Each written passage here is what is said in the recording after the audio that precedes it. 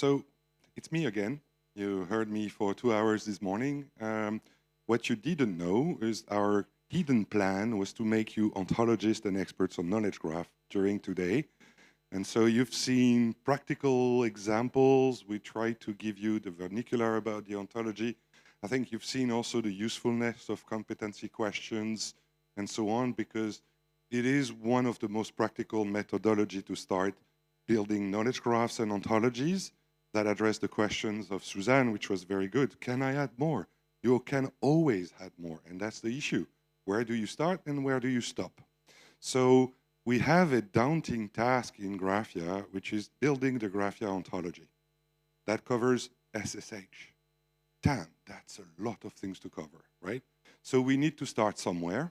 And in order to actually design this ontology, we wanted to start with this practical approach and say, okay, let's be rational, let's be practical. And so that's what I'm going to present, and you're going to have to work and not listen. So it's different from the previous session where it was interactive and you have questions, but now you're going to have to work and think about competency questions you'd like to ask to your GRAPHIA knowledge graph, right? So we'll guide you. We have documentations. There is also another aspect we're going to discuss, but this is maybe for more, let's say, expert level people on ontology, is how do we design the ontology and start discussing laying out the design of the ontology.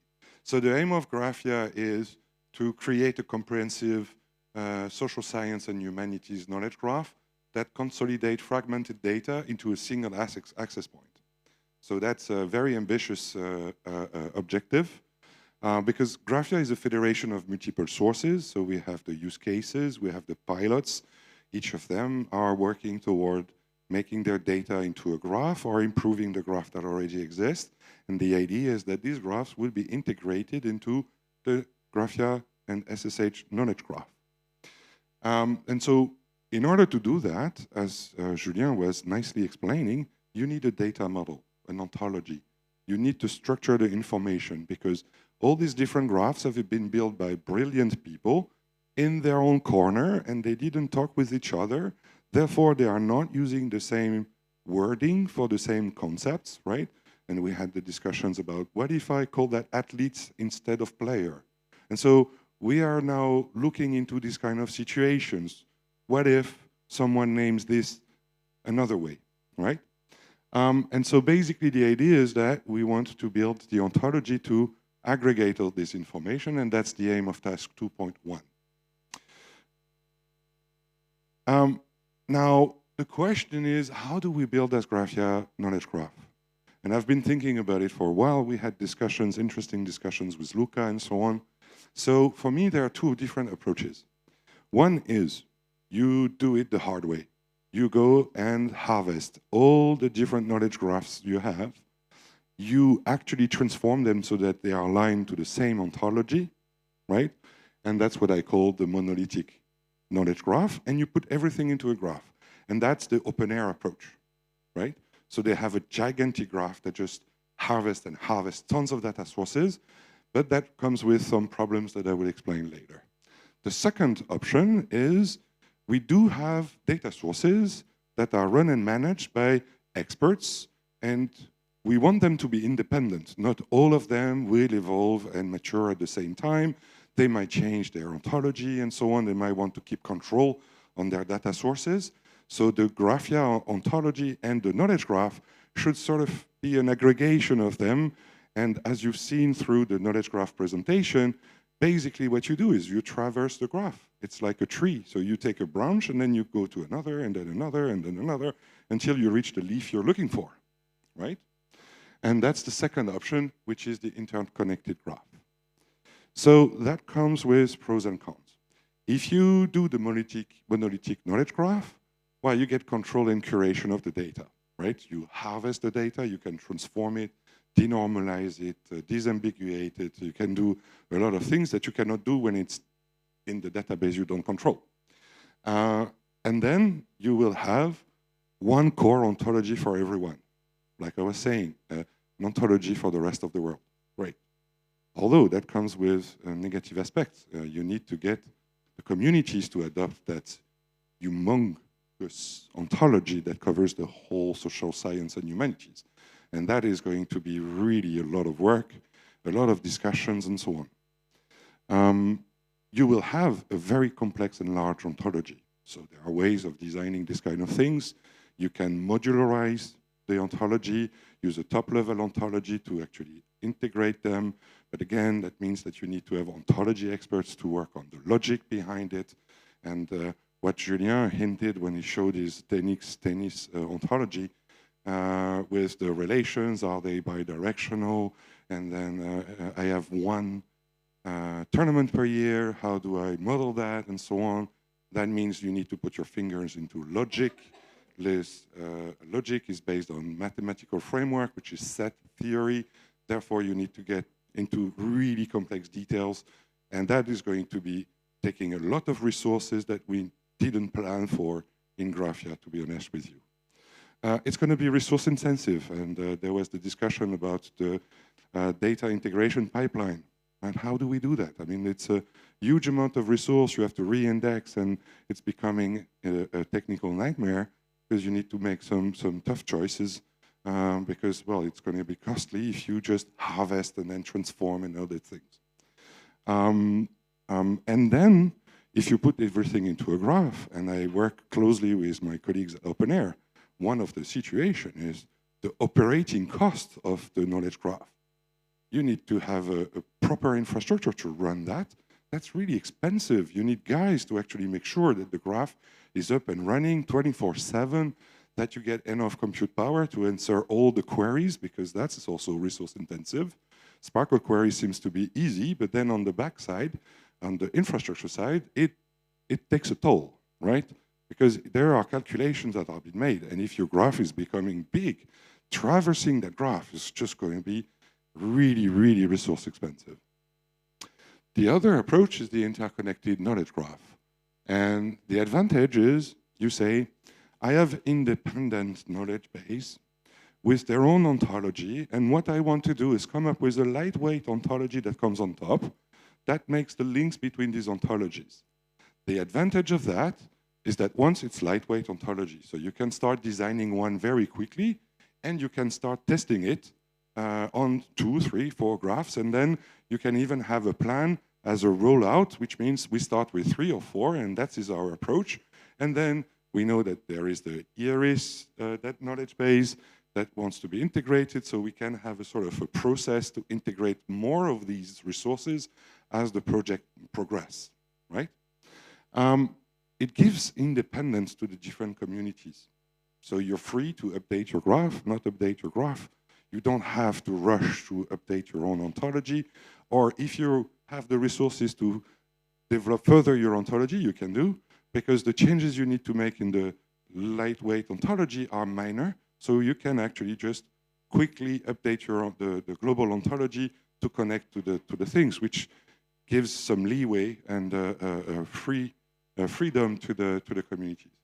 And then you can even think that each of these communities will be connected to overarching lightweight ontology, but then you can start working also on the connections between 2 graphs together that are of interest for the community. And then you can start connecting the knowledge graphs together independently and just not having something which is just on the top. The cons is you have to maintain that lightweight ontology. So it's a mapping exercise. That's what we already discussed this morning. And again, it came up like, okay, it's athlete here, it's player. And then I changed my mind. The ontology moved from athlete to another term. How do I manage that? How do I know that I need to update my mapping so that it works in real time, right? Because at some point they will publish in production their new ontology. You have this thin layer on top, but you're not aware of that. So basically, some of the queries you were able to answer, you cannot answer anymore. So you need to think about a process that says to the team that manage and maintain this lightweight ontology, dude, this one has changed, you need to revise your mappings and do it quick, otherwise you cannot do these queries. And you need to maintain the connections with the knowledge graphs. And so that's, I don't think there are pros and cons in both. One, it may be easier for us to start with, which would be the second option, to actually quickly achieve some results, in particular because the way we wrote the project, we need to deliver a first version of the ontology in December. And that's very close. So we can do some work and have a V01 that works and address some of competency questions. That's also why we use these competency questions, because we can easily write a report that explains the methodology, and we can quickly test on the graphs themselves because they have different Sparkle endpoints, and go through the Sparkle endpoints and then ask these transversal queries to different graphs to demonstrate the validity of our ontology, right? One thing that Julien didn't show is in Sparkle, you can query in the same Sparkle endpoint different other Sparkle endpoints, right? So your query can span different graphs into one just endpoint. So the purpose of this session is to develop this first version of the ontology. So make a decision. Do we go for this core ontology, which is fine, or should we go for the lightweight? Lightweight would be faster. We can still get some initial results by December in the other approach, but we need to really discuss, and that I think is the discussions we need to have among experts and the people managing the ontologies of the different knowledge graphs, so we can actually make an initial decisions. This doesn't mean that we cannot change during the course of the project. It's just we need to actually decide on one approach, stick with it, deliver, and then we can update. And then the second aspect of this session is to start working with the non-technical people. The communities, you have data, right? You want to ask questions to your data, to your database or future knowledge graph, if it doesn't exist yet. Now the question is, what would be the questions you would ask to your graph together with OpenCitation, for instance, and GoTRIPLE and others, right? So that is the exercise we would like to do today, so that we can start having this list of competency questions. We'll prioritize based on the initial approach that we selected a set of knowledge graph to target, and then we'll improve, and as we go, we take care of these competency questions through the list. Just go through the list and update the ontology accordingly. So, and we can also discuss the process for incremental update. That would be something that we could also discuss. So the idea is to have two working groups, an ontology group that discuss about, let's say, nitty-gritty details of the ontology, like should we create a namespace for the GRAPHIA ontology? What are the existing ontology that does something similar? How do we map the things and how do we integrate? Should we do an OWL file? Should we do it? I mean, these are things that, you know, if you're not an ontologist, it would be boring for you. The other group is more like, what do we want to have from that GRAPHIA SSH knowledge graph? So the questions you want to ask to that knowledge graph. And, you know, just project yourself in the future, thinking that graph exists, what do I want to do with it? So I'll start with very brief introduction, but Julien already said everything, so I will go through the slides very quickly. Because I don't need to explain what a competency question is anymore. And then I will just go into the initial target graph we identified.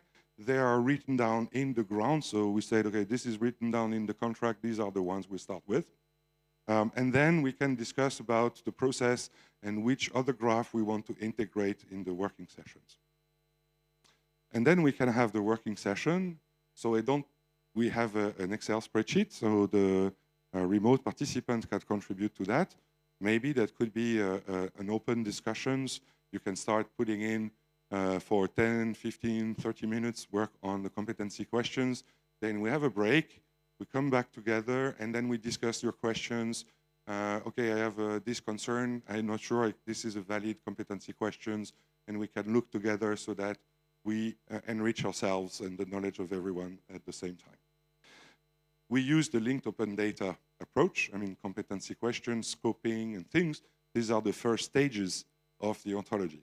Again, because if you don't scope, you can end up with a tennis ontology that covers journalism and all these things, and that's not necessarily what you want to have for the start.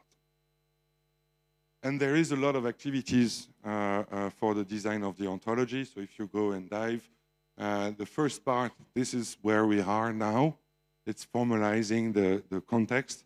And then at some point, we'll go to the conceptualization and the encoding so that by December, we get a proper file. Let's say, as you've seen, an ontology is just a simple text file that we can deliver to the European Commission together with a report. So the idea is to start with existing knowledge graph and iteratively build. So we identified the data sources and had discussions on which one to start with. We also started identifying and analyzing these knowledge graphs and existing ontologies. And we started already to collect competency questions. So the file I'm going to share with you to work with, you already have some competency questions.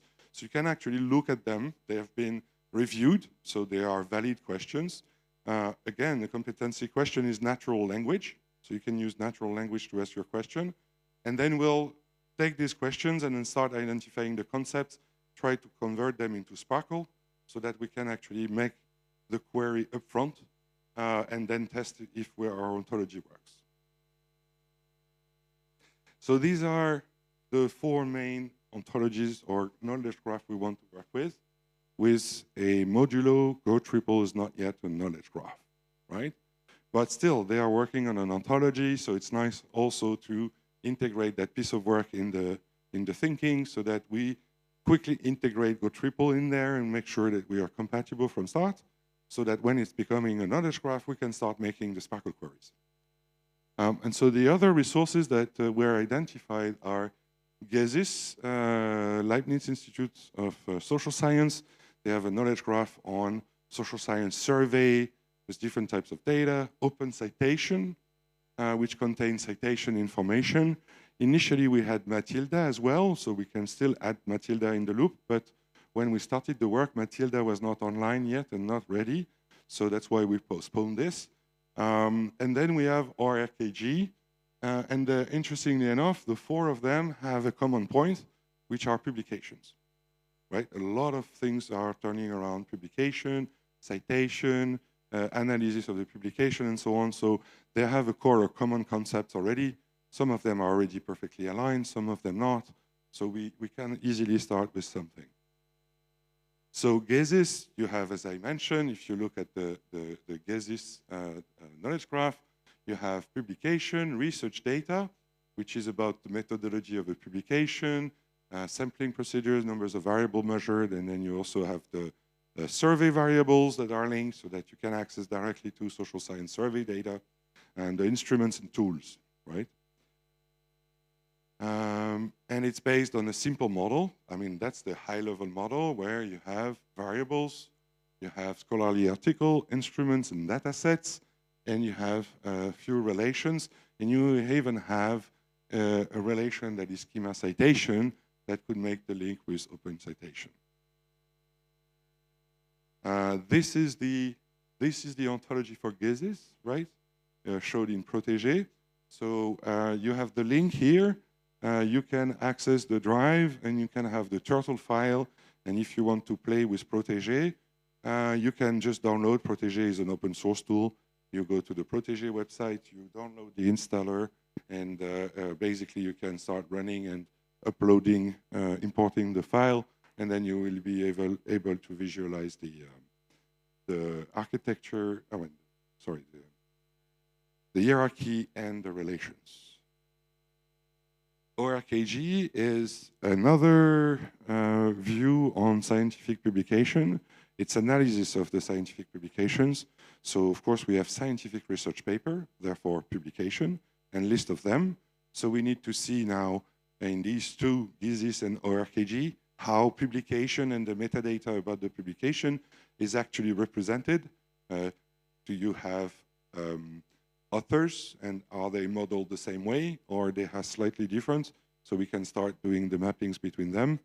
You have research contribution using user-supplied metadata templates, basically describing additional information you add on top of the publication. You have comparisons, review, and benchmark. I'm going to the details. This is the model we found. So it's not necessarily a proper ontology on OKRG, like an old file. So this is what we extracted from, where did we get this diagram from, Yann? Do you remember?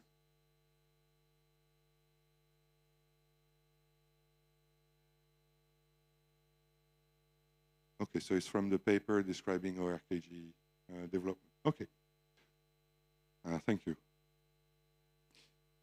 And see, you have paper here.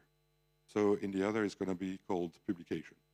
And in other, it's going to be called creative work. So that's the kind of nitty-gritty details we need to look into and say, okay, creative work is similar to this, or publication is a paper, and so on, which can be tricky. Open citation, it's citation and bibliographic reference. So initially, they had two knowledge graphs, one on the bibliographic reference, so basically the publications and the metadata associated with it, and then another one that contains the citations. Of course, there are information about author, venues, when it's published on conference, and so on. And then they have been working to actually harmonize the two knowledge graphs, and they have a proper ontology that is shown here. And basically, this is aligned with the SPAR ontology, right? So I don't remember exactly the SPAR, what it means, scientific publication. Oh, anyway. The most interesting thing in this work is that this alignment has been done with other knowledge graphs, including OpenAir. In the context of the RDA, there is an interest group or a working group that's called the Scientific Knowledge Graphs Interoperability Framework.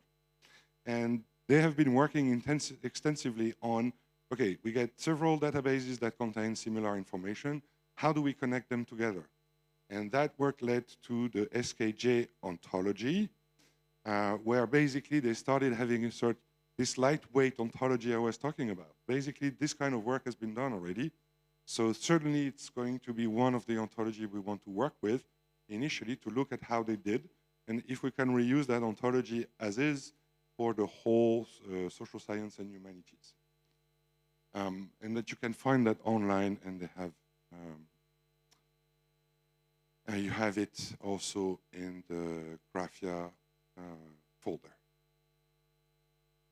And then there's GoTRIPLE, and then GoTRIPLE is also going through a change in the Atrium project, right, Luca? So basically, it's becoming now a real ontology. And so we have a lot of information like articles, bibliography, and different types of publications, blog posts, book parts, and so on. So that reflects this, of course, data sets. So basically, that makes a link between GESIS and GoTRIPLE, because GESIS also contains data sets, while OpenCitation doesn't and OKRG doesn't, right? So that's a good way for us to actually starting aligning at different levels the ontologies.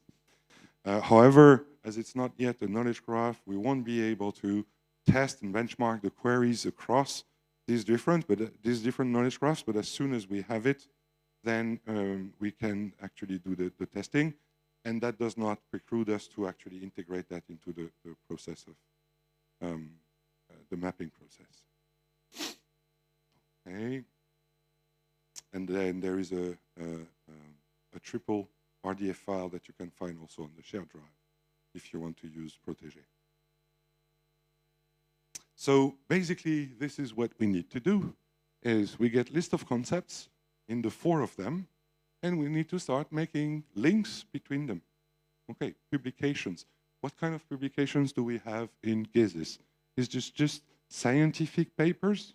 Or do we have also blog posts, books, conference proceedings, and this kind of thing? So we need to look at the granularity level if the publications in GoTRIPLE are the same than the publication in GESIS, and if we need to extend GESIS or just specialize it. And so make a link, for instance, and say it's just publications here. In this case, it's just articles. And then in that case, we'll create a mapping that says that the GESIS publication concept, it's going to be the same as the article concept in GoTRIPLE, or equivalent, if we don't want to have a too strong connection. And the same goes for OKRG. These are scientific research papers. What kind of papers, right? Is this, again, just articles or more? And so we have bibliographic reference, research contributions, benchmark, reviews, and comparisons. Can we find an equivalent in the GoTRIPLE ontology and the others? Open citation is citation, so we saw that there are citations. Where do we have citations? I think it's GoTRIPLE. So we need to look in to start building these bridges. This is my slides on competency questions.